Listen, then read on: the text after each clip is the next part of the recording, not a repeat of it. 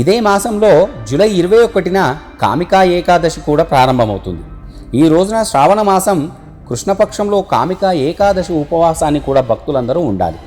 ఈ సంవత్సరం శ్రావణ సోమవారం నాడు కామికా ఏకాదశి వస్తుంది. కాబట్టి శివుడు విష్ణువు ఇద్దరూ ఆ భక్తులందరినీ ఆశీర్వదించడానికి ఈ భూమిపైకి దిగి వస్తారు.